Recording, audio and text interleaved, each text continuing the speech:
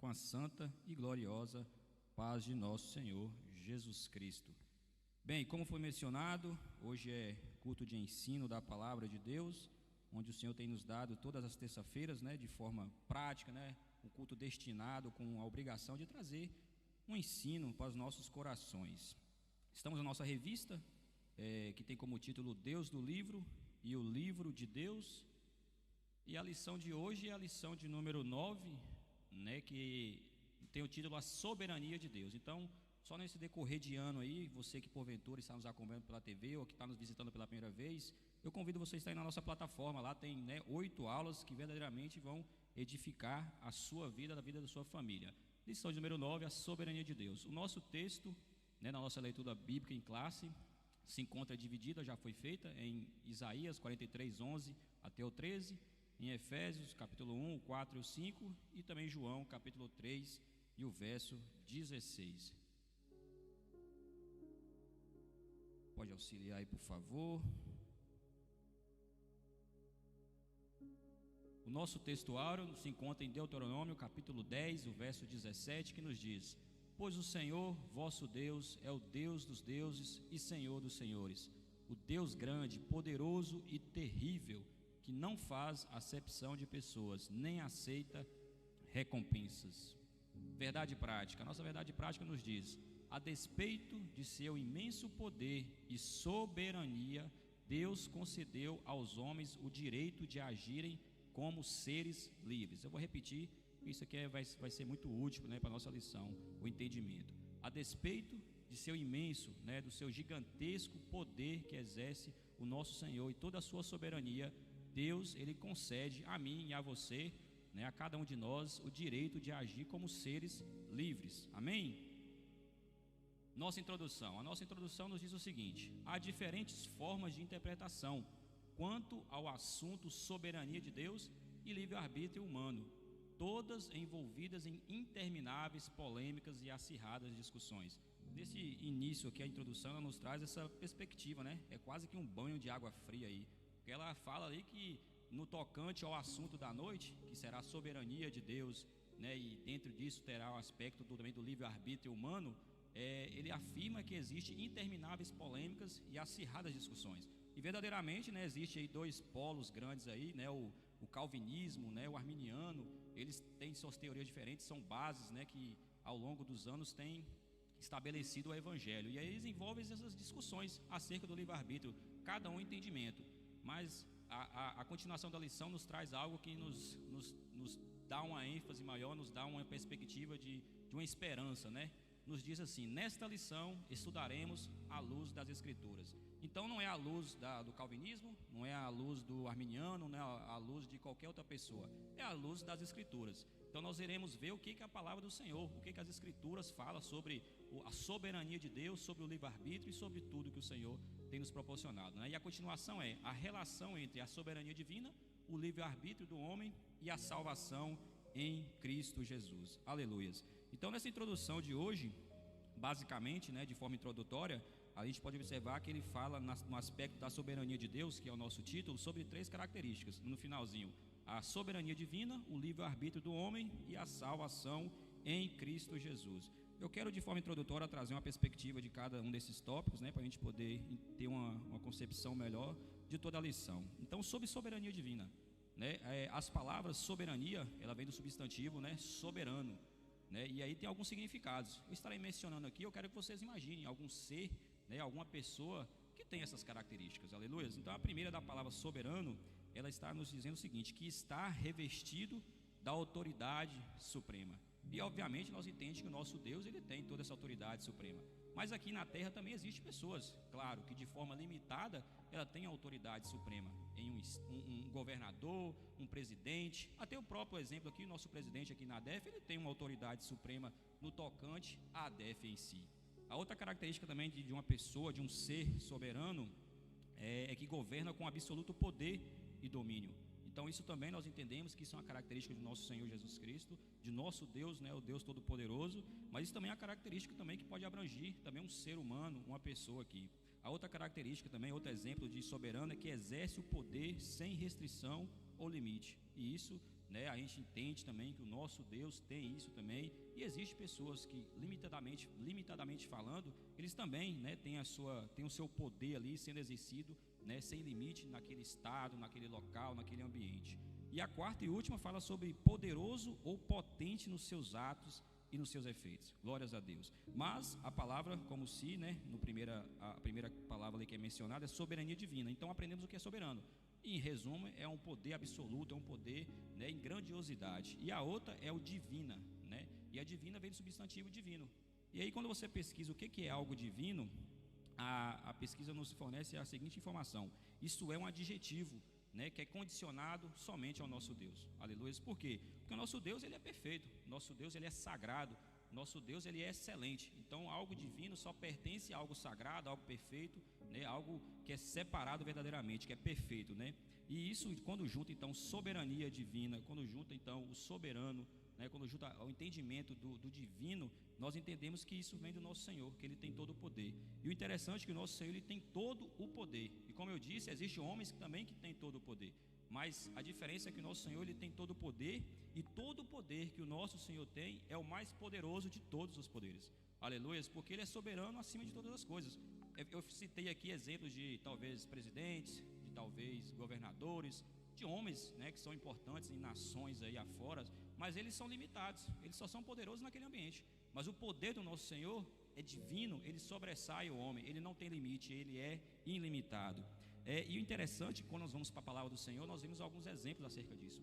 Ano passado nós estudamos muito sobre o Pentateuco, no livro de Êxodo, e o interessante é que os irmãos devem se lembrar bem, quando o Senhor levanta Moisés e Arão para ir ter com Faraó. Ele fala, né, para Moisés fazer um sinal, uma maravilha diante de Faraó, para poder produzir nele o temor, né? E ele fala, então pega esse cajado que você tem e joga diante de Faraó, e ele vai se tornar uma serpente. Então Moisés juntamente com Arão faz o que o Senhor propôs, joga então aquele cajado e ela vira uma serpente.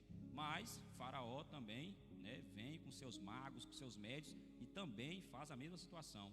Então, aparentemente fala, será que o poder do Senhor é tão poderoso assim mesmo? Porque Faraó fez algo bem semelhante. Mas o Senhor vem então, se inicia então as suas 10 pragas. E a primeira é transformar, né, o rio Nilo, todas as águas não potáveis, né, e elas se tornam vermelhas, não é possível, né, usufruir delas. E aí vem também Faraó junto com seus médios e também faz algo bem semelhante. E aí fica aquela questão, aquela situação questionável. Só que ao decorrer da leitura, ao decorrer da história, nós entendemos que as outras 9 pragas, verdadeiramente o Senhor pesa a mão sobre Faraó, e verdadeiramente eles não conseguem, né, conter o poder de nosso Deus. Por quê? Porque Ele é soberano divinamente falando, aleluia, e ninguém consegue prevalecer. Faraó até teve poder ali semelhante momentaneamente, mas o nosso Senhor sobressaiu, aleluia, e no final Israel conseguiu ser liberto através do poder, da soberania que o nosso Senhor exerceu naquele momento, aleluia.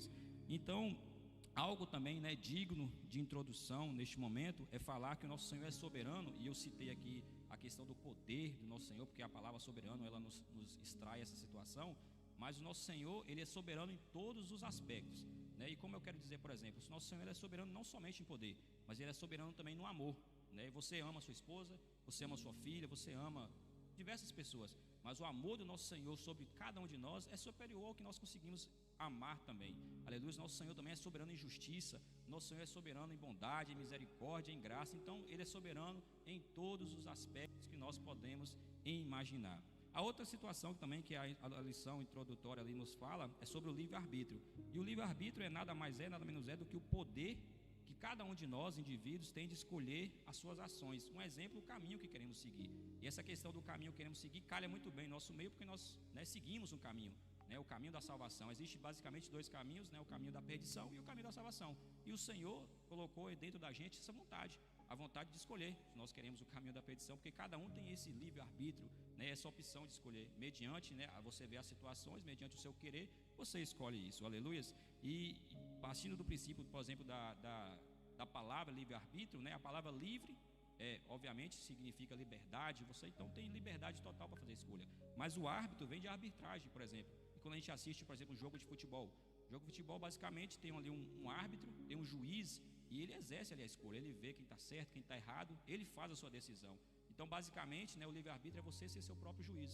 O Senhor te dá essa opção de você escolher, você determinar suas regras, o que você quer fazer, como fazer, quando fazer. Ele nos dá essa capacidade. E aí, muitas das vezes, ao longo da lição, nós entenderemos, né, se isso é útil, se isso é bom, se isso vai ser, né, benéfico para nós. Ao longo da lição, nós entenderemos acerca disso. E a terceira e última, ela não terá muita ênfase nessa lição, né, que é a salvação em Cristo. Ela será mais na lição de número 10. Mas basicamente, né, a salvação em Cristo Jesus é a fé no sacrifício, na entrega do Senhor e na sua ressurreição. Aleluia. E por que eu falo isso? Porque tem muitas pessoas que acreditam somente no sacrifício de Cristo. Tem pessoas aí que não acreditam na ressurreição de Cristo. E a gente tem que acreditar na Bíblia de início ao fim. É de Gênesis a Apocalipse. Não é aquilo que te convém, não é aquilo que te faz sentido. É aquilo que está escrito na palavra. Então, se ela diz que o Senhor nasceu, percorreu, cresceu, andou, viveu, habitou, né, se comunicou com as pessoas, se sacrificou, ressuscitou e ascendeu aos céus, é nisso que nós temos que crer. Amém? Graças a Deus. Tópico de número 1, ele é composto de 2 subtópicos, né? Tem título A Onipotência de Deus, e os seus subtópicos é Deus é onipotente, e o número 2 é a onipotência e a vontade de Deus. Deus é onipotente. Ele nos diz o seguinte: Ele tudo pode, operando eu, quem impedirá? Está em Isaías 43:13. Em Gênesis, o Senhor afirma de si mesmo: Eu sou Deus Todo-Poderoso. Gênesis 17, capítulo 17, verso 1. O verdadeiro poder pertence ao Altíssimo, está em Salmo 62. Ele é o Criador, está em Gênesis capítulo 1. E pela sua força todas as coisas são preservadas, está em Atos 27. Deus é o Senhor Todo-Poderoso, que sustenta sua criação através das leis por eles estabelecidas. Glórias a Deus. Então esse tópico, Deus é onipotente, né? Esse subtópico ele fala de uma das infinitas qualidades, né, que pertence ao Senhor, principalmente no tocante, né, à sua soberania. Quando falamos de Deus é soberano, né, a palavra onipotente, ela vem logo a calhar bem, porque realmente nosso Deus ele é soberano, porque uma das suas qualidades é a sua onipotência. E onipotência, né, onipotente, ela significa poder total, absoluto, infinito, né, é algo extravagante, né? Quando falamos de onipotência, que é algo extravagante, foge, né, do contexto, foge da norma, foge da regra. Aleluias. Mais uma ênfase, né, para dar um melhor entendimento para a igreja. O que dá essa extravagância, o que dá esse exagero, né, é a palavra oni, porque todas as vezes nós não só conhecemos que o nosso Deus é onipotente, mas ele também é onisciente, ele é onipresente, e isso dá uma extravagância, né, na palavra. Por quê? Porque o oni ele expressa um sentido de tudo, de todos, de totalmente. Então ele dá esse exagero, né, aqui ele potencializa aquela ação que a palavra tem. Então Deus, sendo onipotente, ele tem poder total, ele tem absoluto poder, e o poder dele é infinito. Aleluias. Mas essa lição ela me chamou a atenção porque ela não é tão explicativa, esse tópico, né? Geralmente os tópicos são bem explicativos, só da gente ler a gente consegue entender. E ele cita alguns textos e não ficou tão explicado, mas ele citou alguns textos da Bíblia. E já que é o ano da palavra, eu falei, eu vou então ver o que tem em comum, o que esse texto quer dizer. E eu gostaria de citar alguns textos aqui, a igreja não precisa abrir para a gente poder ganhar tempo, que são propriamente os textos ditos ali. E o primeiro que ele citou foi Isaías 43:13, que nos diz: Ainda antes que houvesse dia, eu sou, e ninguém há que possa fazer escapar das minhas mãos, operando eu, quem impedirá? Aleluias. Em Gênesis capítulo 17, verso 1, que também é mencionado na lição, diz: Sendo, pois, Abraão da idade de 99 anos, apareceu o Senhor a Abraão e disse: Eu sou o Deus Todo-Poderoso, anda em minha presença e ser perfeito. E o outro título também, o outro texto que a lição nos propõe é Salmo 62, verso 1. Uma coisa disse Deus, 2 vezes a ouvir, que o poder pertence a Deus. Aleluias. E aí, ao meditar, ao raciocinar sobre isso, nós vemos que tem algo em comum nesses 3 textos aqui inicialmente citados, que o nosso próprio Deus, né, lá nos escritos de Moisés, nos escritos dos Salmos, nos escritos, né, dos profetas, o Senhor dá uma ênfase, ele mesmo, né, fala isso, porque lá em Gênesis ele mesmo diz, né, apareceu o Senhor a Abraão e ele mesmo disse: Eu sou o Deus Todo-Poderoso. Lá em Salmos, uma coisa disse Deus, que o poder pertence a Deus. Lá nos profetas, né, operando eu, quem impedirá? Então, o nosso próprio Deus, ele mesmo declara o seu poder. E nós, que acreditamos na palavra do Senhor, nós temos que acreditar que o nosso Deus é o Deus Todo-Poderoso, que ele tem todo o poder sobre o seu domínio. Mas o texto continua dizendo, né, melhor dizendo, o tópico continua dizendo também que não somente o nosso Deus confirma isso, mas observarmos a criação, observarmos aquilo que Ele criou, nós também contemplamos que o nosso Deus, Ele tem extremo poder, aleluias. Ele também nos dá outros textos, né? Ele cita ali depois Gênesis capítulo 1 e o verso 1, que, note, Gênesis é o primeiro livro, é o primeiro capítulo e é o primeiro versículo. Então no primeiro capítulo, no primeiro livro, do primeiro versículo, nós conseguimos contemplar a soberania, o poder, a onipotência de Deus. E nos diz o seguinte: no princípio criou Deus os céus e a terra. Aleluias. Verdadeiramente é um texto, né, aparentemente simples, mas que ao nós meditarmos, ao nós refletirmos sobre isso, é algo muito profundo. No princípio, no início, antes de que nada houvesse, o nosso Senhor criou os céus e a terra. Ô igreja, verdadeiramente tem pessoas que criam, são pessoas criativas, mas criar os céus e a terra é só alguém totalmente poderoso para proporcionar isso. Porque se você olhar para o seu lado aí, nós somos criaturas. Quem poderia criar algo tão perfeito como o ser humano? Quem poderia criar as montanhas, os vales, o céu, as estrelas, o mar, o infinito? Tem coisas que a ciência ainda nem descobriu e o nosso Senhor criou. Então é onipotência que é incalculável. Nem se juntar os melhores arquitetos, os melhores engenheiros, os melhores decorativos, as pessoas que melhor decoram aí, eles conseguiriam projetar algo tão perfeito como é a terra, como é a criação do nosso Senhor. Aleluias!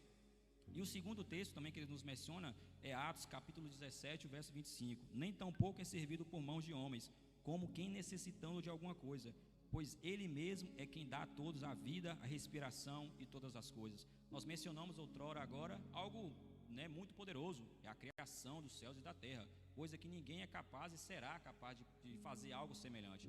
Mas agora o Senhor nos traz algo que até parece ser simples, obviamente não é simples, mas parece ser algo simples, algo cotidiano, que ele diz: pois Ele mesmo quem dá a todos a vida, a respiração e todas as coisas. Então só de você respirar você consegue contemplar a onipotência de Deus, o poder, a soberania dele. Porque se você está respirando hoje, se você tem todos, né, a saúde em dia, é o Deus Todo-Poderoso que tem cuidado, tem zelado, tem cuidado de você com perfeita condição. Aleluias. E na continuação ele fala de Salmos 119, o verso 90 e 91. A tua fidelidade estende-se de geração em geração, tu firmaste a terra e firme permanece. Conforme o que ordenaste, tudo se mantém até hoje, porque todas as coisas te obedecem, né? Tivemos uma lição passada aí falando que há uma sensação de que, né, as coisas não estão no controle do Senhor, mas aqui diante da palavra a gente sabe que todas as coisas obedecem à voz do Senhor. Aleluia. A gente acha, a gente pensa no nosso pensamento, nossa limitação, parece que as coisas fugiram do controle do Senhor, mas não, o Senhor tem total controle, porque o que Ele manda realmente acontece. Então Deus é onipotente porque Ele mesmo afirmou isso sobre Ele. Nós acabamos de ler, não fui eu que falei, não é a Def que falou, não é alguém que falou, foi a palavra do Senhor. Nosso próprio Deus mencionou que Ele tem todo o poder. E Deus é onipotente porque a criação, né, revela isso. Quando observamos a criação, nós podemos contemplar que só alguém poderoso pode proporcionar o que é feito na criação. E algo digno de entendimento é que é o seguinte: talvez esses argumentos que eu trouxe aqui, para você de casa, para alguém que está aqui no nosso meio, talvez não tenha sido convencido, né? Talvez, Gabriel, eu não achei que o que foi dito, o que foi mencionado, o que foi lido, isso não me convenceu. Eu sinto muito lhe informar, né, isso, mas isso não mudará quem Deus é. Ele continuará onipotente, Ele continuará soberano, Ele continuará soberano, né, divinamente falando. Aleluia. Então isso não mudará nada. Mas eu sinto muito lhe informar que essa pessoa, você de casa, você que está assistindo, você que daqui 2 meses, 3 meses está assistindo essa lição, eu sinto muito lhe informar, mas quem será mais prejudicado é você. Porque você está deixando de crer no Deus que verdadeiramente pode resolver todos e quaisquer que seja o seu problema. Porque Ele é onipotente, Ele é onipresente, porque Ele é o grande soberano, né? O grande El Shaddai. Né, lá em Gênesis, lá, né, quando ele fala com Abraão, aquela tradução é algo que nós cantamos, algo que nós falamos cotidiano e talvez nós não saiba, que é o El Shaddai. O El vem de Deus e o Shaddai, Deus Todo-Poderoso, né? Então, quando nós proclamamos El Shaddai, é o Deus Todo-Poderoso. Então, Ele continua, você crendo ou não, Ele é poderoso, Ele é perfeitamente capaz de fazer todas as coisas, né? E interessante é que se com Deus, aleluia, as coisas, muitas das vezes, eu falo isso por mim, muitas das vezes na minha vida, né, eu estou com Deus, eu sinto Deus naquela situação, mas as coisas não são fáceis, existem as dificuldades. Agora imagina sem Ele, aleluia. Então eu convido você a exercitar a fé, o acreditar, né, o crer no Senhor, porque aí sim fazerá sentido você permanecer em todas as situações, né? E outra questão é que nós, né, já que estamos no ano da palavra, nós conseguimos contemplar a soberania de Deus, né, de Gênesis a Apocalipse. a palavra dele, você for meditar, você conseguirá identificar a soberania dele, porque como eu disse, o nosso Senhor não é só soberano na questão do poder, ele é soberano em tudo, ele é soberano no amor, na justiça, em todas as coisas. Eu gostaria de trazer um pequeno resumo aqui do que o nosso Senhor representa em cada livro no tocante à sua soberania. Então em Gênesis ele tem a soberania da criatividade, porque ele é o criador dos céus e da terra. Em Êxodo ele tem a soberania da libertação, ele libertou aquele povo. Em Levítico ele é a revelação da santidade. Em Números ele é a soberania da proteção, porque ele protegia aquele povo de dia com coluna de nuvem e à noite com coluna de fogo. Em Deuteronômio ele é a soberania da revelação. Em Josué ele é a soberania do guerrear, porque ele é general de guerra. Em Juízes ele é a soberania da justiça. Em Ruth ele é a soberania do resgatador. Em 1 e 2 Samuel ele é a soberania do verdadeiro rei. Em 1 e 2 Reis ele é a soberania do rei dos reis. Em 1 e 2 Crônicas ele é a soberania da monarquia. Em Esdras ele é a soberania da interpretação da lei. Em Neemias ele é a soberania da restauração. Em Esté ele é a soberania de defender o seu povo. Em Jó ele é a soberania da redenção. Em Salmos ele é a soberania do cuidado, porque ele é o nosso bom pastor. Em Provérbios ele é a soberania da sabedoria. Em Eclesiastes ele é a soberania de ser sábio. Em Cântico ele é a soberania do amor, porque ele ama a sua amada. Em Lamentações ele é a soberania da confiança. Nos profetas de Isaías a Malaquias ele é o único e eterno Deus soberano. Nos evangelhos ele é a soberania da morada, da habitação, porque ele é o verbo que se fez carne e habitou em nosso meio. Em Atos ele é a soberania da capacitação através do Espírito Santo. Nas cartas de Paulo ele é a soberania da transformação, porque ele pegou um perseguidor e transformou em perseguido. Em Hebreus ele é a soberania da esperança. Em Tiago ele é a soberania da legislação. Nas cartas de Pedro ele é a soberania da firmeza, porque de Pedro ele fez a rocha, a igreja. Nas cartas de João ele é a soberania do verdadeiro amor, porque somente o discípulo amado sabe o que é um verdadeiro amor. Em Judas ele é a soberania da verdade. Em Apocalipse ele é a soberania da eternidade, porque ele é o alfa, ele é o ômega, ele é o princípio, ele é o fim. Aleluias. Tópico de número 2, a onipotência e a vontade de Deus. Eu convido a igreja a estar me auxiliando no 1, 2, 3.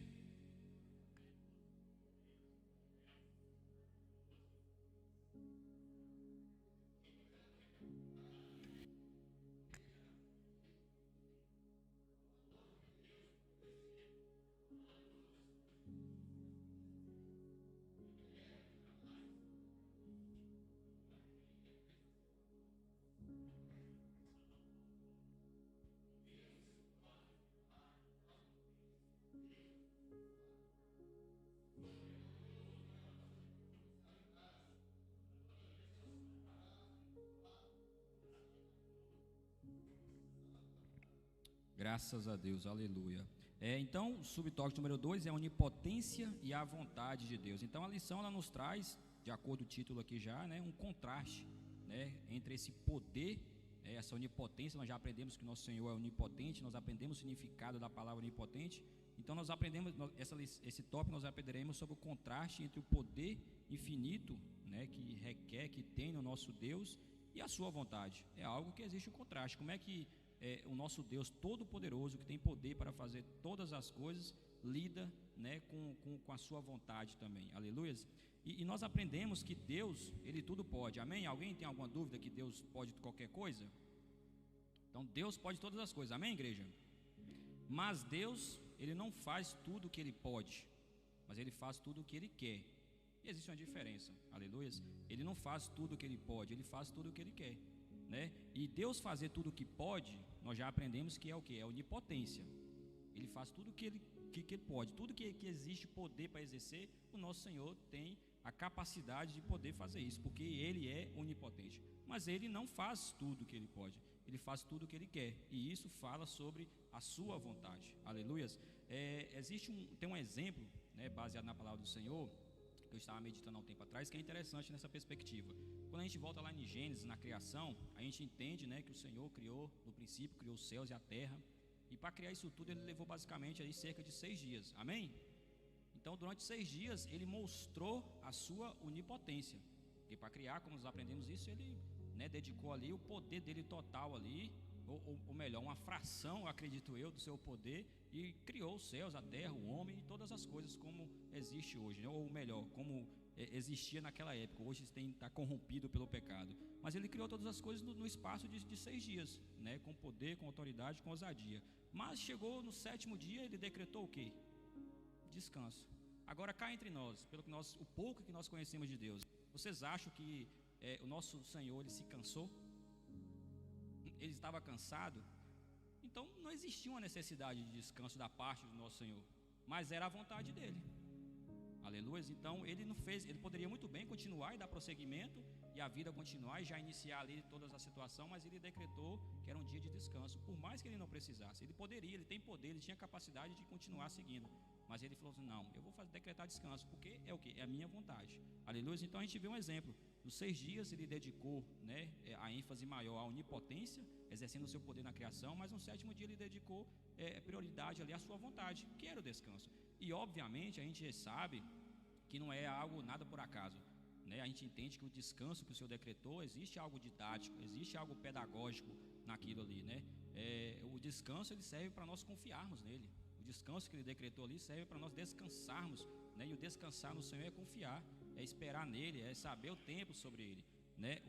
Existe um escritor aí, um pregador muito famoso, John Piper, e ele falou recentemente, né? Ele fez um artigo sobre a questão do sono, né? E quando nós vamos descansar, basicamente a gente usa o quê? Usa o sono, né?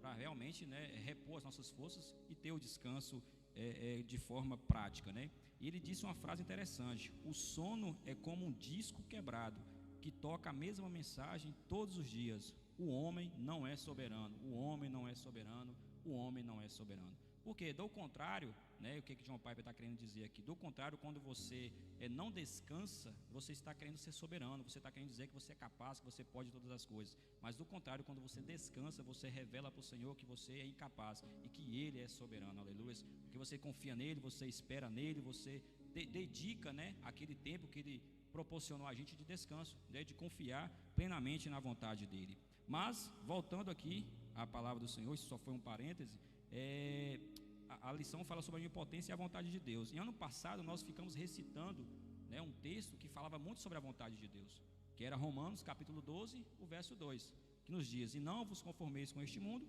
mas transformai-vos pela renovação do vosso entendimento, para que experimenteis qual seja a boa, agradável e perfeita vontade de Deus. Aleluia. Então nós aprendemos já que Deus pode tudo, mas Deus só faz o que é da sua vontade. E de acordo com o apóstolo Paulo, vontade é essa que é boa, que é perfeita e é agradável.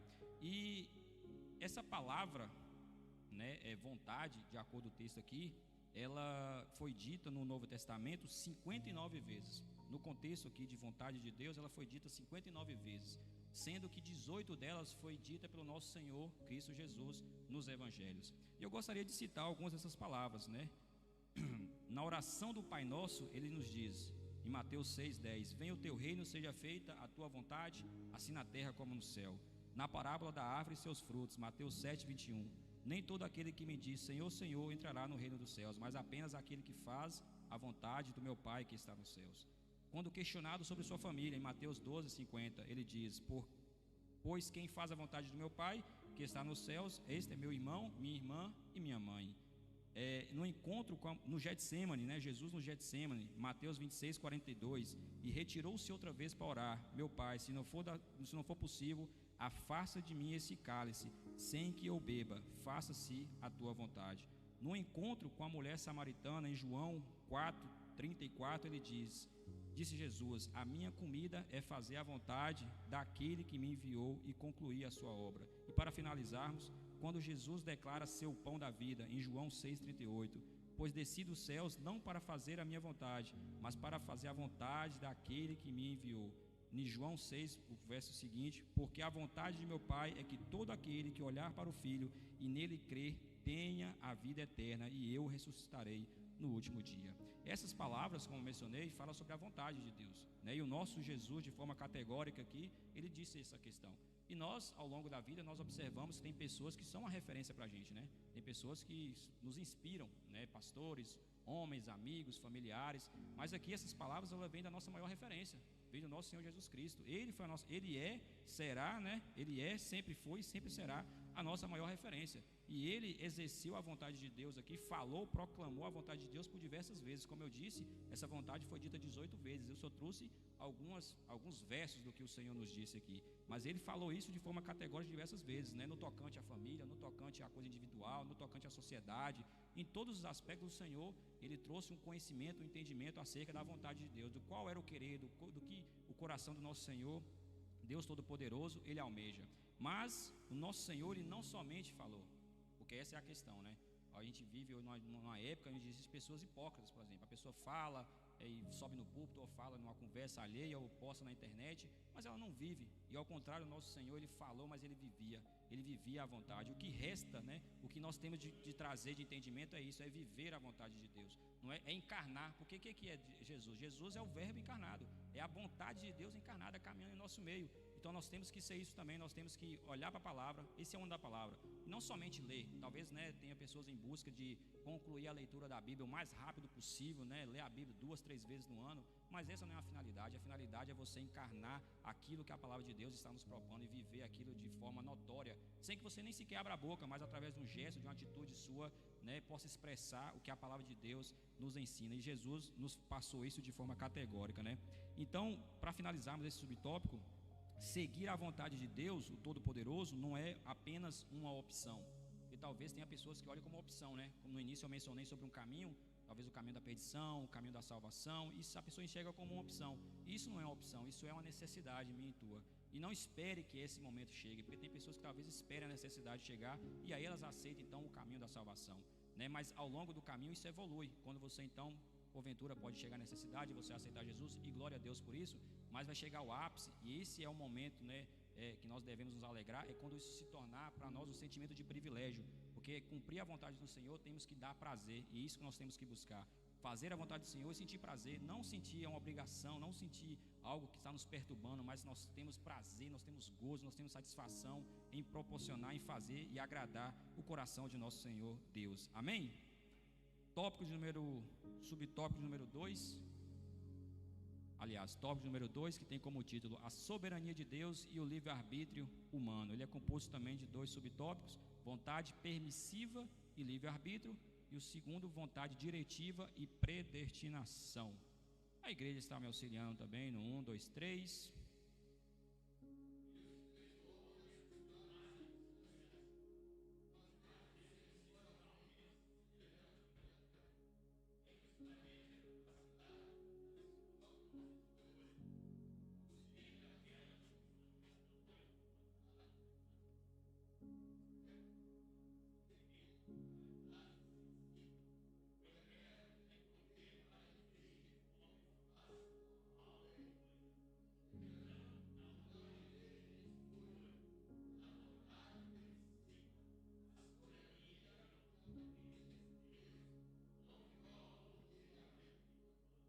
Oh glória, aleluias. Bem, né, vontade permissiva e livre arbítrio, né? Nós já aprendemos, de acordo com a lição até aqui, né, que Deus, ele é o soberano, né? Em todos os sentidos, ele é o El Shaddai, o Deus Todo-Poderoso, e em todos os sentidos a sua soberania prevalece, né? Agora entra a questão, né, de como esse Deus Todo-Poderoso lida com o livre arbítrio, né? Como é que esse Deus tem poder, né, de convencer, de mudar, de transformar, de mudar a rota, lida com as escolhas, né, que nós fazemos, porque nós também aprendemos o que é livre-arbítrio. Livre-arbítrio é você ter a opção, você ter a oportunidade, você ter o acesso de fazer suas escolhas. E como é que o Senhor então lida com essa questão? É o que a lição nos propõe: vontade permissiva, ou, para ficar um melhor entendimento também, vontade permitida, né? Isso que nos proporciona então essa questão do Deus Todo-Poderoso com o livre-arbítrio. E o que é uma vontade permissiva? Né, como o título diz, é o homem que decide fazer o que quer, né, como quer, quando quer, e Deus permite. Isso é a vontade permissiva, né? Eu queria apelidar aqui, para a gente ter um melhor entendimento, que a vontade permissiva, ela é como um atalho. Aleluia. Então a vontade permissiva é como um atalho que eu e você nós nos arriscamos a percorrer. Aleluia. E já dá para entender que o Senhor, ele não criou atalho, né? O Senhor, ele tem o caminho, né? Então buscar atalho não é muito interessante. E talvez você porventura pense que esse atalho surgiu de agora. Esse atalho ele já vem de muito tempo, né? Desde lá de Gênesis. Se a igreja notar, eu já citei Gênesis aqui no início várias vezes. Gênesis de 1 a 3, eu confesso que é algo que me chamou a atenção, porque em toda a Bíblia vira e mexe, a gente sempre vai acabar lá em Gênesis 1, 2, 3. É muita informação, é muito conteúdo, é muito profundo. Gênesis capítulo 1, 2 e 3, porque é a matriz, né? É o início de todas as coisas. Então lá no Éden, né, como a própria lição diz, ela diz o seguinte: Deus fez o homem a sua imagem e semelhança, o que faz dele um ser moralmente semelhante ao Criador. É justamente a capacidade de fazer suas próprias escolhas, inclusive aquelas que não estão de acordo com a vontade de Deus. Esse relato que a lição nos propõe se encontra em Gênesis capítulo 1, verso 26 e 27, que diz: Então disse Deus: façamos o homem a nossa imagem, conforme a nossa semelhança, domine ele sobre os peixes do mar, sobre as aves do céu, sobre os grandes animais da terra e sobre todos os pequenos animais que se movem rente ao chão. Criou Deus o homem à sua imagem, a imagem de Deus o criou, homem e mulher o criou. Então, de acordo com o texto de Gênesis aqui, a gente consegue compreender que o Senhor meio que deixou o homem deixou o homem totalmente à vontade ali.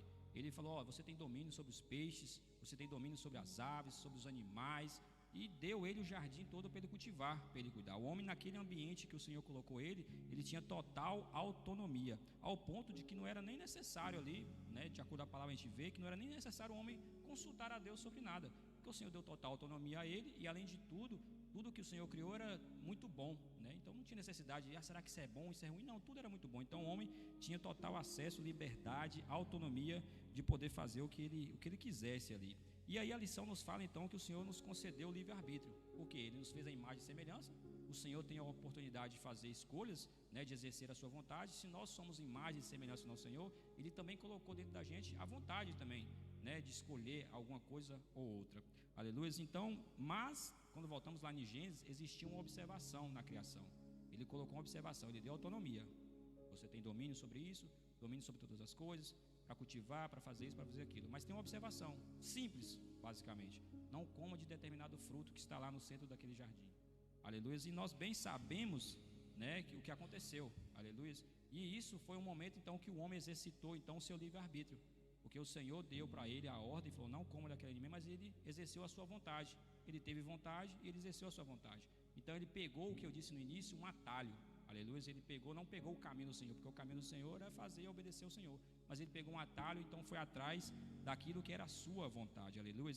Então, de acordo com essa palavra, pegar atalhos, e atalhos simples, porque era algo simples, igreja, se a gente for analisar, era algo simples, tinha diversas frutas, tinha diversas qualidades de frutas ali, possivelmente, e ele, justamente aquela que o Senhor tinha proibido, ele foi buscar, e era algo aparentemente simples, mas ele foi buscar o atalho. Então, buscar atalhos, né, verdadeiramente pode proporcionar consequências que vão propagar por eternidades. E nós bem sabemos que até hoje nós estamos colhendo este atalho que aquela geração, que aquele casal, né, eles propuseram a se fazer. Eu, atualmente, sou motorista de caminhão, e lá no Brasil também eu exercia também a logística, transporte. Eu já peguei alguns atalhos, aleluia, e verdadeiramente eu acabei me dando mal em alguns atalhos. Então, a consequência de pegar um atalho, a consequência de correr atrás da vontade permissiva, porque é isso que acontece. Muitas das vezes a gente vai atrás da vontade permissiva e aquela coisa calha bem. Mas será que aquilo é a vontade do nosso Senhor? Aquilo às vezes flui, acontece, mas será que aquilo é a vontade do Senhor? Aquilo às vezes dá certo, mas será que aquilo é a vontade do Senhor? Mas não corremos o risco, né, de pensar que sempre vai dar certo, porque uma hora ou outra esse atalho, uma hora ou outra essa vontade permissiva, ela não vai dar tão bem, ela não vai calhar tão bem, e você pode se frustrar, você pode se dar mal, como aconteceu aqui. Eles conquistaram consequências que definiram a eternidade deles, né? Uma frase que eu ouvi um tempo atrás, eu carrego comigo tem muito tempo, e calha bem nessa lição, é que um dos piores castigos, né, que Deus pode deixar acontecer com a gente, é que a minha, que a tua vontade seja feita. Aleluia. Então, um dos piores castigos que pode acontecer com a gente é que a nossa vontade seja feita, porque do contrário, nós bem sabemos e aprendemos que a vontade do Senhor é boa, é perfeita e agradável. Talvez você tenha uma vontade boa, talvez você tenha uma vontade agradável, mas sua vontade não será perfeita comparada com a do nosso Senhor Deus eterno. Aleluias, glórias a Deus. Soberania de Deus e o livre-arbítrio humano, subtópico número 2, a vontade diretiva e predestinação. A lição nos diz o seguinte: absolutamente nada escapa à vontade diretiva de Deus. É nesse ponto que nos deparamos com a doutrina da predestinação. O Eterno, em seu profundo e inigualável amor, predestinou todos os seres humanos à vida eterna. Ninguém foi predestinado ao lago de fogo que, conforme bem acentuou Jesus, foi preparado para o diabo e os seus anjos. Mas o fato de o homem ser predestinado à vida eterna não lhe garante essa bem-aventurança. É necessário que creia no Evangelho. Somente assim poderá ser considerado eleito. Tudo depende de como recebemos o chamamento do Evangelho. Quem crê e for batizado será salvo, mas quem não crê será condenado. Agora, nós aprendemos aqui anteriormente sobre a vontade permissiva, a vontade permitida, e agora estamos sobre a vontade diretiva e a predestinação, que ambas têm um consenso aí.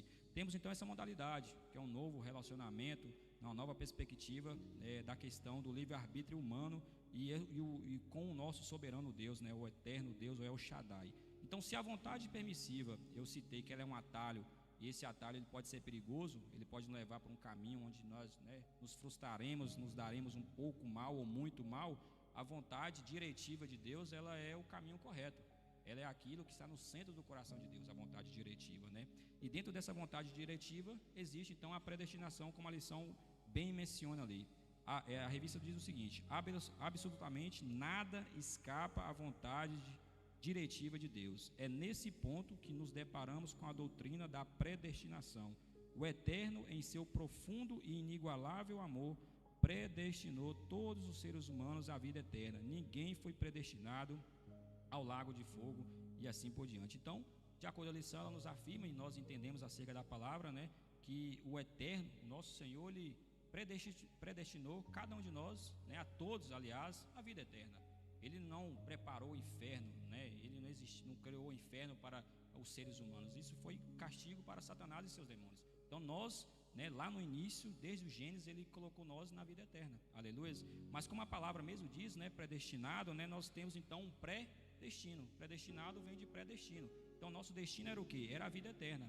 E eternidade, ela não é só um estado, Tem pessoas que porventura acham que eternidade é um estado. Nós vamos estar no estado de eternidade. A eternidade é um local para onde nós vamos também. É onde o Senhor está. Então a eternidade é onde nós moraremos, onde nós habitaremos, onde nós nos reuniremos com o nosso Senhor muito em breve, Então até o capítulo 3 de Gênesis éramos pré, com apenas uma cláusula simples que eu mencionei no tópico passado, apenas com uma observação, que ela se encontra lá em Gênesis 2 e o capítulo 17. Mas não coma da árvore do conhecimento do bem e do mal, porque no dia em que dela comer, certamente morrerá. Aqui é a confirmação, como eu mencionei, de que coisas simples podem definir as coisas eternas, Então vamos valorizar os princípios simples, porque muitas das vezes a gente só foca em coisas que fazem um estrago grande, Não, esse pecado, a gente mede os pecados, Nós temos uma medida de pecados, Um pecadinho, um pecadão, mas para o Senhor o pecado é pecado. Aleluia. Então que nós possamos ter consciência disso, que obedecer ao Senhor não é só obedecer nos pecados que são grandes, não, é obedecer ao Senhor na sua totalidade, no seu todo. Então se o Senhor falou uma coisa simples, obedeça no simples. Se o Senhor falou uma coisa que é muito grande, obedeça também naquela coisa muito grande, mas obedeça o Senhor na sua totalidade. Em João capítulo 14 temos uma possibilidade, dentre tantas que existe na palavra, para definir, para resumir o que é vontade diretiva e o que é a predestinação. No capítulo 13, antecedente ao 14 de João, ele nos fala que após a Santa Ceia, o Senhor fala que alguém iria traí-lo, e também fala sobre Pedro também negar ele, o que basicamente nos leva a lembrar também do que Adão e Eva fez, Eles de certa forma foram Judas, foram Pedro ali, eles também ali traíram, eles também negaram ao Senhor, no incumprimento da obediência de não fazer aquilo. Mas no versículo 14, no capítulo 14, verso 1 e 2, nos diz o seguinte: não se turbe o coração de vocês, creiam em Deus, creiam também em mim. Na casa de meu pai há muitos aposentos. Se não fosse assim, eu teria dito a vocês: vou preparar lugar para vocês. Isso aqui no verso 1, quando o Senhor nos diz: não se turbe o coração de vocês, creiam em Deus, creiam também em mim, é uma revelação do que é a vontade diretiva de Deus. Porque qual é a vontade diretiva de Deus? Que nosso coração não esteja ansioso, que nosso coração, o que a ansiedade produz na gente, a busca de atalhos. Muitas das vezes que nós buscamos atalhos, buscamos um socorro de imediato, é porque nós estamos ansiosos, nós estamos focados na cruz, nós estamos focados no Deus poderoso, no grande El Shaddai. Aí ele continua: mas creiam em Deus, creiam também em mim. E crer é confiar, igreja. Crer é esperar. Crer é ter total confiança naquele que pode todas as coisas. E como eu mencionei, é o Deus todo-poderoso, o Deus onipotente. Isso nos fala sobre a vontade diretiva, que a vontade diretiva é seguir o caminho correto. e é crer no Senhor, é fé no Senhor, é estabelecer a confiança plena e total naquele que pode todas as coisas. E no verso 2 ele nos fala: na casa de meu pai há muitos aposentos. É a predestinação, porque como eu disse, predestinação fala de destino, né? Então na casa de meu pai há muitos aposentos. O nosso Senhor neste momento está fazendo isso, preparando aposentos para mim e para você. Um dia usufruímos disso em plena condição. Amém? Mas a lição, ela nos fala também, né, que a predestinação, ou seja, que essa vida eterna e esses aposentos, que aquilo que foi cantado aqui, onde não haverá dor, não haverá morte, né, não haverá pranto, não haverá clamor, para nós podermos usufruir disso um dia, dessa predestinação, nós temos que primeiro cumprir com a vontade diretiva de nosso Senhor Jesus Cristo, de nosso Deus eterno, né?